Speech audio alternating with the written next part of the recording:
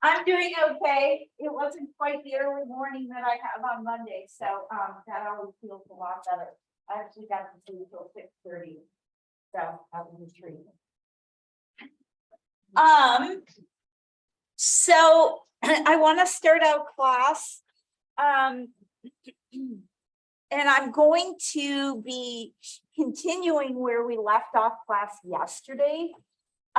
In terms of all of the binomial distribution. You may or may not recall, but we kind of did a lot of the background stuff, but I then left out the calculator thing. But I told you that I would go through how to push the buttons on the calculator and all of that today. So my hope is that you remember what we were talking about yesterday so that I don't just talk out of mid-air. But prior to that, I have a couple of problems or exercises that I want to do out of lesson 6. I continually get questions on the MyOpenMath about various homework, and I love when people ask me questions. So when enough people ask me a question about the same problem, I kind of figure that there are perhaps ones that I should do in class. Okay, so I am going to start out by doing a couple of examples out of lesson 6. And what I will say prior to me working on these, your questions are much the same as mine, but the numbers are going to differ slightly. Okay, so don't just copy my numbers down and enter that. But the reasoning is exactly the same and the process is exactly the same. Okay, cool, awesome. So what I am going to do is share my screen. And the two questions that have come up repeatedly are number 2 and number 9. So I'm going to go through these. And what I'm doing is I'm sharing my screen right now with the actual question of number 2. Once you get the actual numbers down and the question down, I'm going to stop sharing this screen and I'm going to share my screen where I'm actually writing and doing the work. Okay, so the first one we're going to look at is, and notice they give you a hint. It may be helpful to sketch a Venn diagram. I will tell you it's totally helpful to sketch a Venn diagram. Okay, so again, your numbers are going to differ slightly from mine, but it's all about the vibe. Okay. So what we have is that the probability of A is 0.62. The probability of B is 0.33. And the probability of A intersect B is 0.05. And we want to find the probability of not B given not A.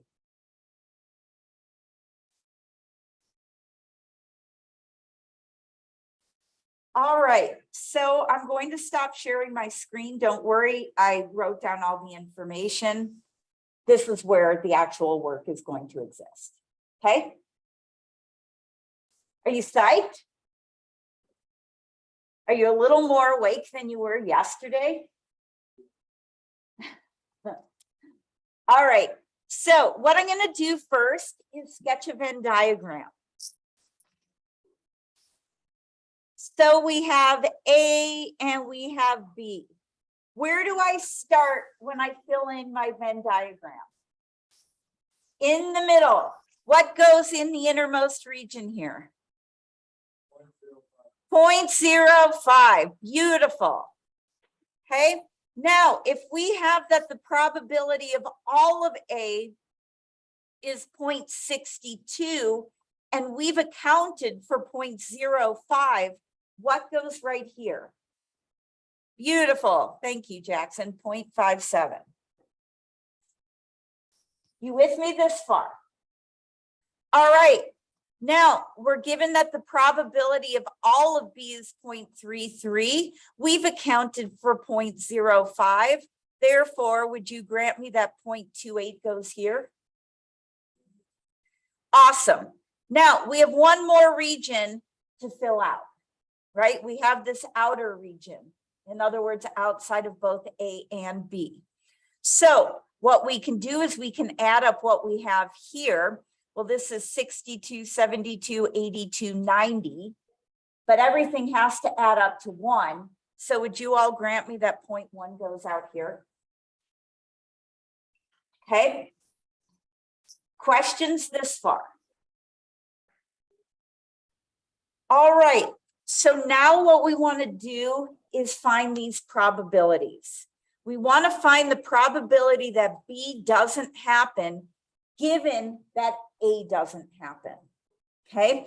So we're reducing our sample space down to not A. How do we do that? We literally cover up A and we reduce our sample space down to those two regions that are not A. You with me this far? All right, now from this reduced sample space, this is all we're considering, okay? This is our total reality right now, okay? From this reduced sample space, these two numbers, we're interested in the part that does not include B. Well, which part does not include B? The 0.28 or the 0.1? The 0.1, right? This 0.28's in B. So what you're going to compute is 0.1 divided by 0.38. And, oh, well, first off, it would help if I knew how to push buttons on my calculator. So I would get about 0.2632, etc. Okay, do you notice how I broke that down? I didn't just try to jump in and get this immediately. I first reduced my sample space. And then from my reduced sample space of not A, I picked the portion that does not include B. Does this help? All right, cool. Thanks, Riley. I appreciate your response. All right, so now what I'm going to do is I'm going to share my screen again, because the other question that people asked a lot of is question number 9.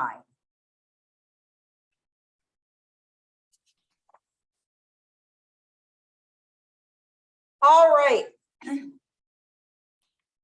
So this is that a company is marketing a new video game. I'm going to take notes again on my sheet here, and then I'll share my screen with that. What do we have? We see that market research indicates that 17% of the market has seen the ad. And then we're told that 48% of those people who have seen the ad buy the game. And 85% of those who have not seen the ad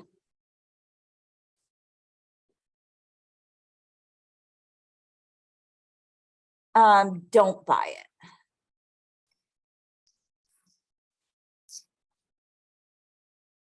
And then the question is, if you choose a person who did not purchase a game, so if they didn't buy it,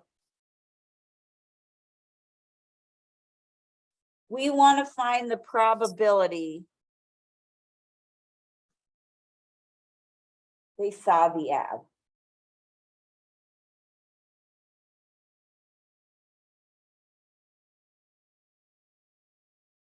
That's a lot of words, right?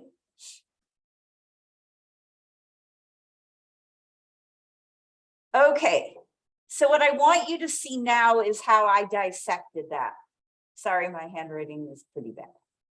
But 17% have seen the ad. Of those who saw the ad, 48% buy it. Of those who have not seen the ad, 85% don't buy it. Okay? I'm not even going to look at my question because you may or may not recall my hint for you in questions number 7 through 9 in this section were to draw a tree diagram. Okay? So before I even look at what's being asked of me, I'm going to draw a tree diagram. So we've got a couple different things going on. One of them is, did they see the ad? And the other one is, did they buy the game? Okay. Notice this, the way this was stated, of those who have seen the ad, this % buy it. Of those who have not seen the ad, this % buy it, which means that seeing the ad and not seeing the ad are your first branch. Notice these percentages depend upon whether or not somebody saw the ad. Well, we're given that 17% saw the ad. Therefore, what % do not see the ad? Not a rhetorical question. 83%, thanks. Okay, they have to add up to 1. Now, we either have buy the game or not buy the game. Of those who have seen the ad, we're given that 48% buy it. Therefore, what % of those who've seen the ad do not buy it? 52. Again, the sum of the branches of the tree must be equal to 1. And then we're told of those who have not seen the ad, 85% don't buy it. So now we have a 0.85 down here. Therefore, of those who have not seen the ad, what % do buy it? 15.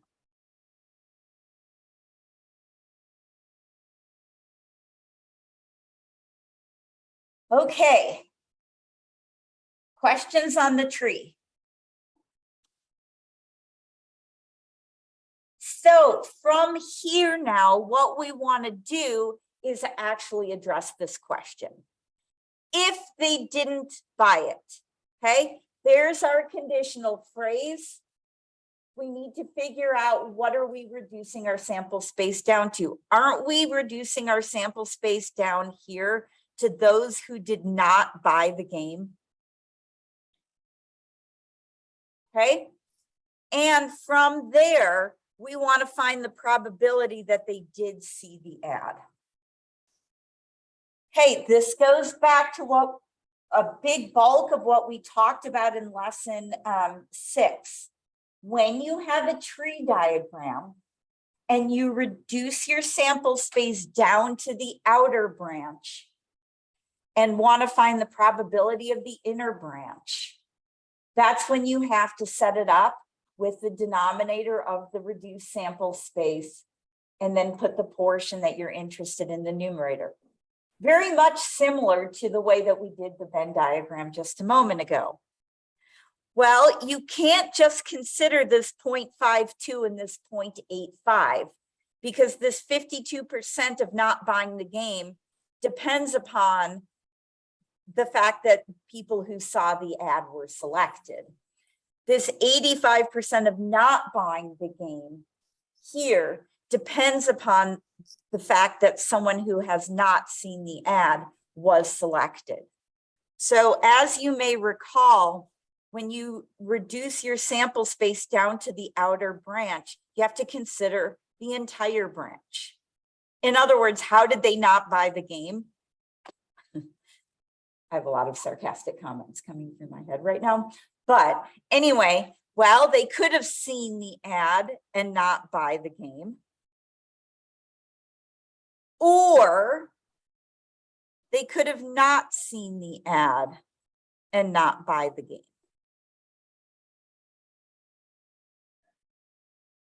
Now we've reduced our sample space down to 2 scenarios. Seeing the ad and not buying it, or not seeing the ad and not buy it. And what are we interested in? We want them to have seen the ad. So that's my first branch here. So 0.17 times 0.52.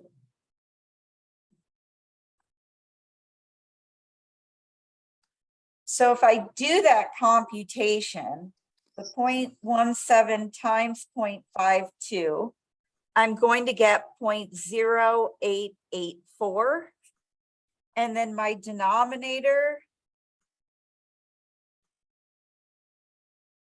is going to be 0.7939. And now I divide. I saw that there's a question. Yes, I'm happy to show how to put it in the calculator.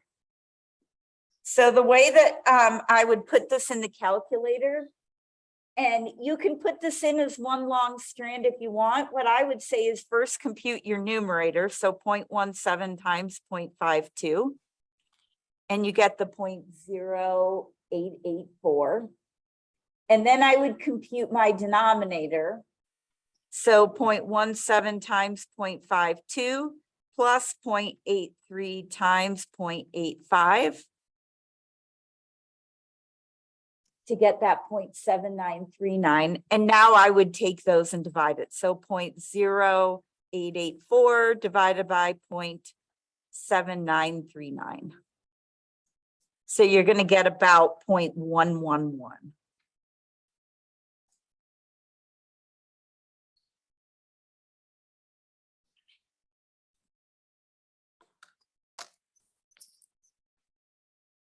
All right. Does this help? Cool. So one other comment, I did send the class an email yesterday.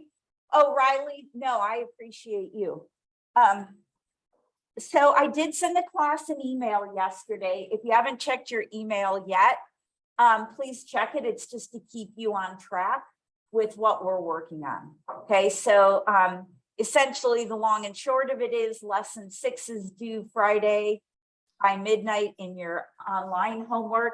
And I also handed out class activity 4 and made it visible on the Moodle page, and that's due by class on Friday. Okay, cool.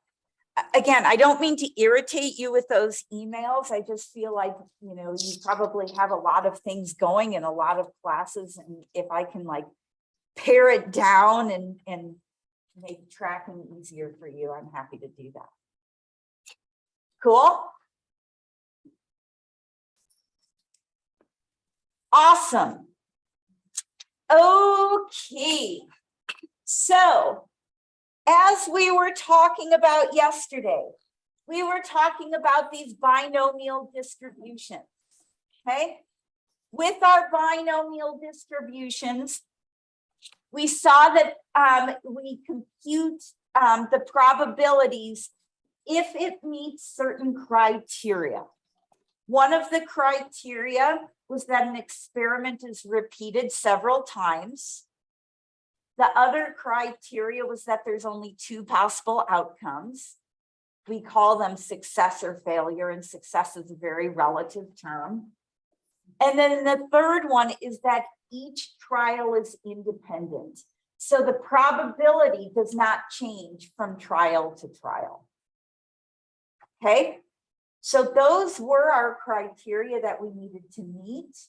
And what we did yesterday is we went through an example where we actually saw that there was more going on that meets the eye, because it's not just the probability of each event, but it's all the different ways that that event can happen, okay, out of the total number of experiments.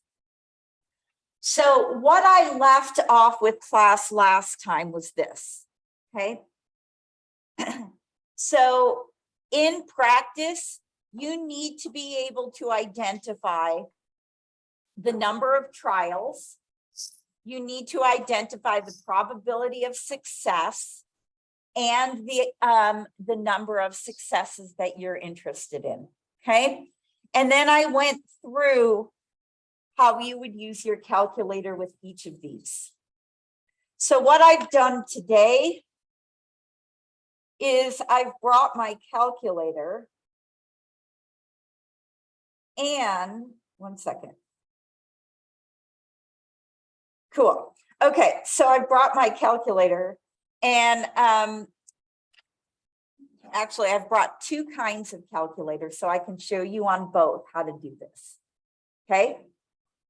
So what I'm going to do is take us through a particular example and we're just going to play. I mean, that's all this really is a lot of playing with these binomials. Cool.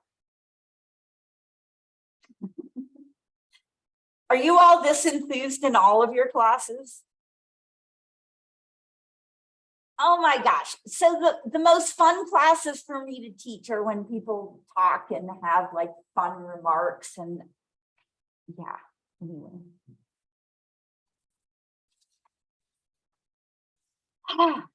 Okay, so let's go through a bunch of different examples. But we have this one that we wrote out yesterday. I'm just going to rewrite it again today. The newest medication was found to be 85% effective.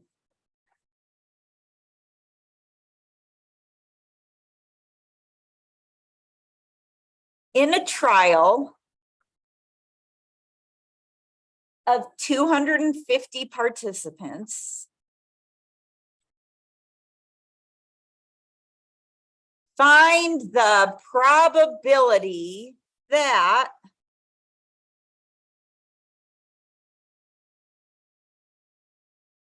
we're going to find a bunch of different probabilities. Now, before I even go through and compute these probabilities, I want to tell you that your N and your P are going to be staying the same, okay?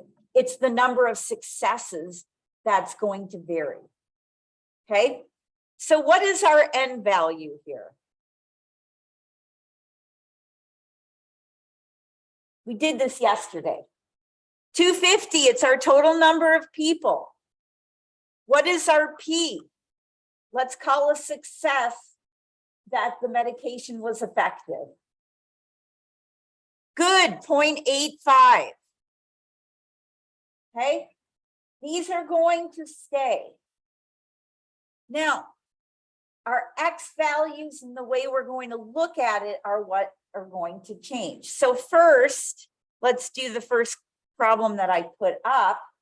Is we want to find the probability that exactly 200 found it to be effective.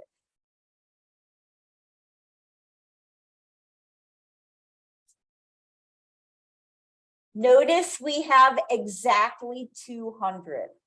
Would you grant me in this case, we're looking for 200 successes. Therefore, our X value is 200. Okay. Now, the other comment that I want to make, and you're going to want to have these notes in front of you. When you want exactly a certain number of successes, you got to look at what your calculator function is. And the thing that I want to emphasize is, you know, this is perfect note card or cheat sheet fodder. Okay. You don't have to memorize what to push in your calculator. You can have this down in a test and in front of you for your homework. Okay, so we know with exactly that we're going to be doing binom PDF. And I told you that the way you're going to enter it, no matter what your calculator looks like, is you first enter your N value, then your P value, and then your X value. So my N is 250, my P is 0.85, and my X is 200. Okay. Now, if you have a fancy like TI-84 plus, It might look a little different on your calculator when you go to the binomial PDF function.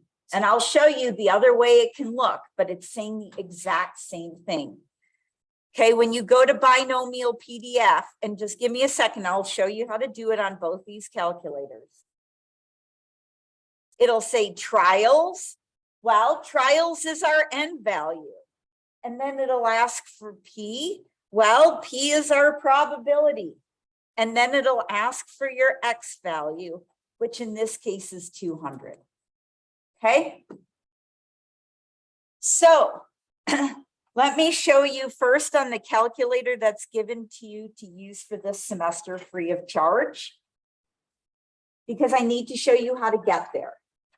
Okay, again, I'm just going to be showing you this one class period because I don't really see it as my job to show you how to push the buttons once I do. And plus this is recorded and posted on a box folder. So how do you get there? Well, I'm looking at my calculator and there's this button right here that says data, and then it says stat.reg, and then there's a slash and it says DISTR, distrib. This is a distrib, it's a distribution. Okay, we're going to be doing normal distributions too, so this is a button that we like. Okay. Did you see draw? Excuse me. What? What was the button we were going to push? Draw? No. Sorry. No, don't be sorry. Oh my gosh, you're awesome for asking. Right here, it says data, and then in blue above it, it says stat-reg distri. Okay, so I'm pointing to the button you're going to look at, but we want to get to the blue. So what you're going to hit is second data. Okay. When you click to second data, we want to go to distri. So I'm going to arrow over to distri. Now we will be using this normal CDF and inverse normal soon enough. But what you're going to do is scroll down. Do you see how as you scroll down, there's a binomial PDF and a binomial CDF? In this case, since we did exactly a certain number, we want to do binomial PDF. So I'm going to go there and I'm going to hit enter.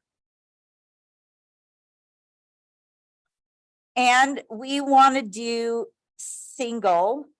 And notice it says trials equals N. So I'm going to hit 250. And then I'm going to hit enter. My probability is 0.85. And then my X value in this case is 200. And then I'm going to let it calculate it.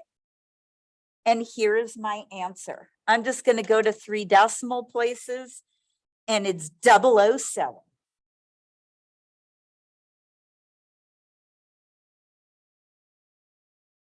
Okay. Don't worry, when we do a binomial CDF, I'll show you exactly on this calculator that one as well. For those of you who have this fancier TI-83, TI-84, that sort of thing, you're going to see this button bars, and then in blue above it, it says distri. Same thing. You're going to hit second bars. And here you have to scroll down pretty far, but you'll see it says binom PDF and then binom CDF. We're going to go to binom PDF. And here I'm going to enter my 250 and then a comma, 0.85, comma, 200. And your comma's above your 7. And notice you get the exact same thing. Okay. What came after the comma? The next, first you enter your N, comma, your P, comma, and then your X value. Thank you. Yeah, same thing as what I just circled right here on my sheet of paper. Now, on a test, I would recommend you write down what you push on a calculator. Okay, because if you push a wrong button, you're going to get the wrong answer. What a brilliant statement that is.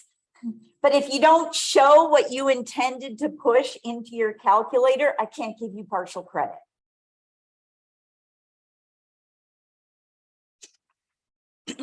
All right, let's do this one now. Suppose, same question. And what I want you to see, everyone, is that really the only really deep thought in here is identifying what your N is, what your P is, and then, you know, our X value would be at least at most sort of thing.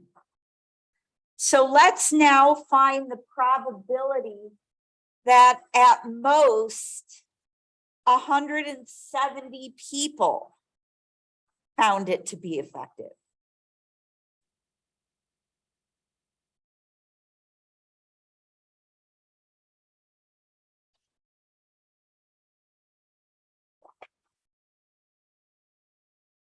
Okay, again, this is in your notes from yesterday. Like, have this in front of you. When you want at most a certain number of successes, we're going to use the binom CDF function, and you still enter your N and your P and your X. Okay, so in this particular case, we're going to do binom CDF.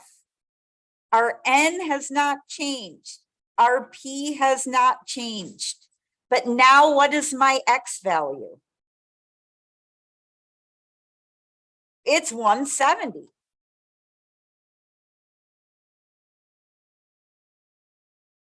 So in this calculator, again, I'm going to hit second data and go to Distra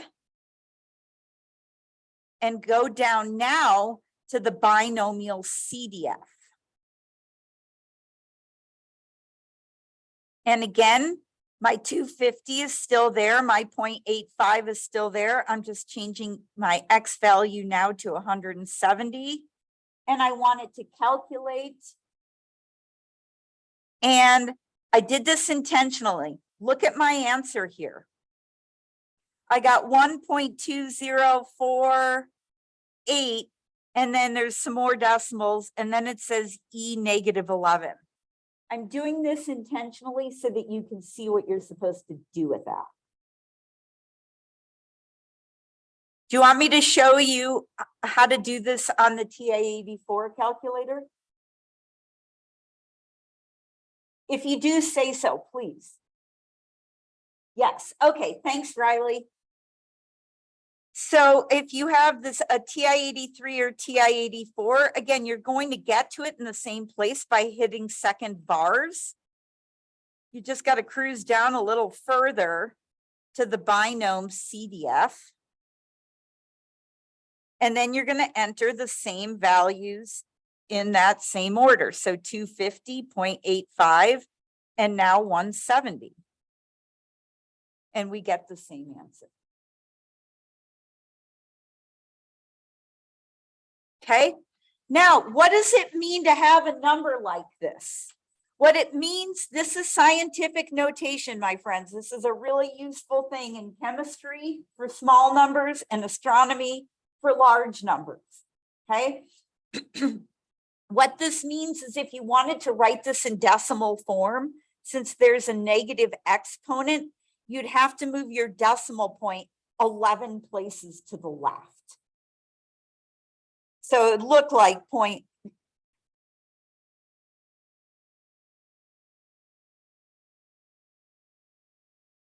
That's a pretty difficult number to like make much sense of, right? You know, it's just not pretty. So scientific notation is used because it's a lot more accessible of a way to approach a number. Yeah. I cannot answer that. So for those of you online, the question was, is on your online homework, which way will they want you to enter it? I mean, my lazy approach, which is like Lauren's style, is to first try to do it this way and see if they accept it. And then if they don't, then convert it. You might as well attempt not having to do much work. And given the fact that you have multiple attempts to enter your answer. All right. Now let's do this one. No, and Riley, on test, that's a great question. On tests, I try not to put funky numbers. I try to keep things pretty chill on the test. And I would accept either one on a test. I'm not a hypocrite, for sure. And if I don't like complications, I'm not going to ask you to have to deal with them either. Okay, so to continue on, we first did exactly some number. Then next we did at most some number. So as you might guess, we're now going to do at least some number. So let's say here now we want to find the probability that at least 210 people found it to be effective.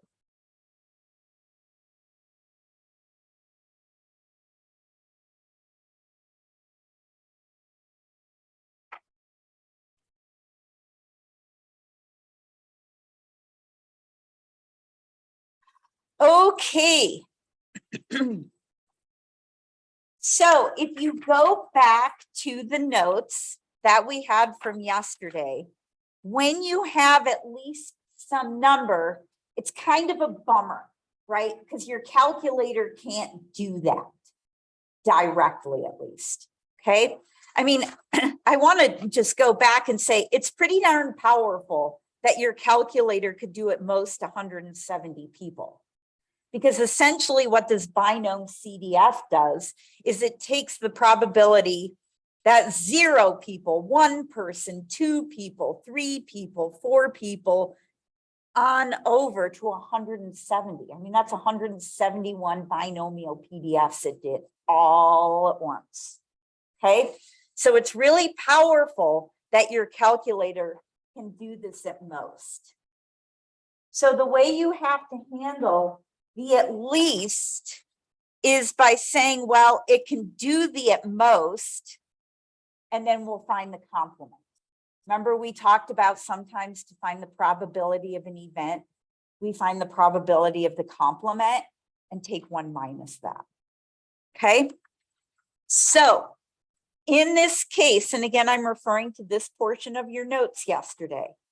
In this case, would you agree we're interested in 210 or more people finding it to be effective? Like, this is what we want to find the probability of. Okay. Well, again, our calculator doesn't do it in this order. It does it at most. So what we're going to do is ask ourselves, well, what's the complement of 210 or more?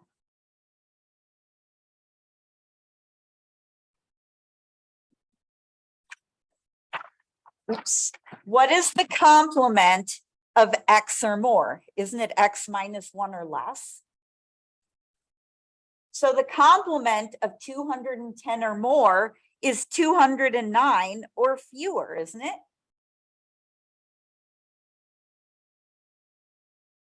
And can we find the probability of this? Yeah, that would be the binom CDF. Your N hasn't changed, your P hasn't changed. You're entering a new X value. Okay, that's what this at most is, but that's not what we want. We want the complement of it. So you take 1 minus that.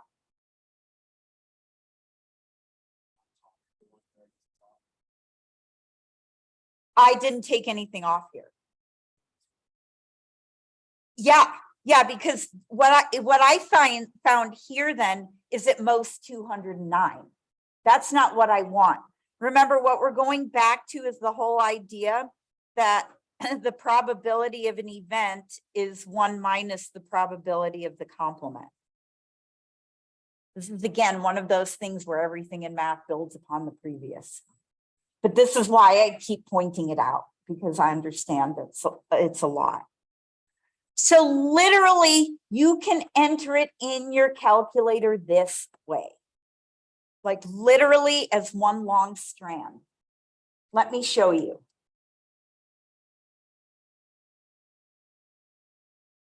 I'll show you on both calculators. What a thrill, huh? All right. So it's 1 minus, so I'll literally do 1 minus. Now I need to go to that binomial CDF, so I'm going to hit second data, go to the district, go to the CDF, and we have 250.85 and now 209. Calculate. Calculate. Did it do that? Ah, that's really interesting.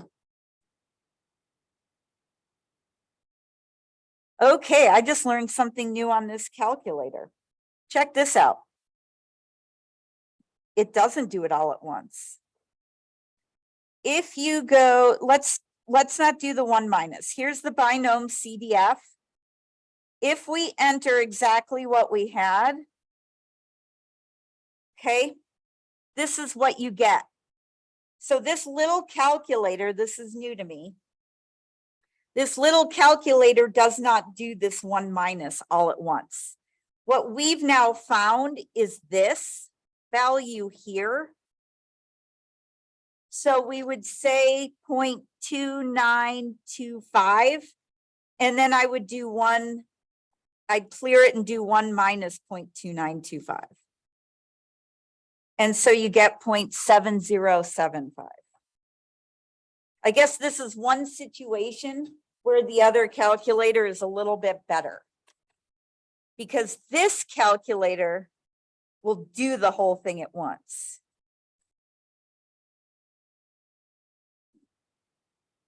So 250.85, 209. See how this calculator did it all at once? So my comment to you all is, on this free calculator, you first have to do this and then take 1 minus that. Now, what I'm going to do is I'm going to take us through one more example tomorrow. Okay. It's going to be like 1, 2, 3, 4, 5, 6 parts. It's going to be more than you're ever going to want to see. But I claim that we have now gone through the whole bulk of everything in this section. So we still have 4 minutes. And so I just want to make sure, okay, in this section, just to summarize, you need to find your N, your P, and your X. From there, it's a matter of knowing how to plug it into your calculator. Okay, but you can have your calculator in front of you, or your calculator instructions in front of you. So it's nothing you need to memorize. You with me? This section used to be a lot more intense when we did not have the calculators. Yeah, the difference between the PDF and the CDF are as follows. P stands for point. So if you want to know exactly a certain number of successes, okay, so for example, exactly 200 successes, that's just 1 point, 1 value. That's when you use the PDF. The CDF, so P is for point, the C is for cumulative. And what the cumulative means is it's from 0 all the way through that value. So it's the whole cumulative amount. So you use the CDF when you're doing at most, and when you're doing the at least, but you just have to do the complement. Sally, does that help clarify? Yes, thank you. No, thank you. I love your questions. They're really helpful for everybody. So I appreciate it. Yeah.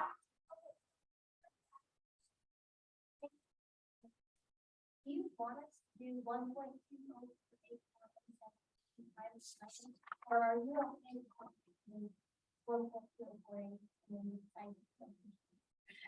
1.2? I don't care on a test which version you put in. No. You can go a few decimal places and call it cool. The online homework would be the picky place. And here, no, this is great. So when you're doing the online homework, if you keep attempting it and you're like, I know I'm totally right, and then they keep marking you wrong. If you look, then they'll show you the correct answer. If it's the same as what you have, but it's just, they have more decimal places than you do. Those are the situations I want you to hit message instructor and say, Lauren, I got this. And all I'll do then is go in, I'll say, yes, they did get it. And then I'll push a button that will give you full credit. Okay.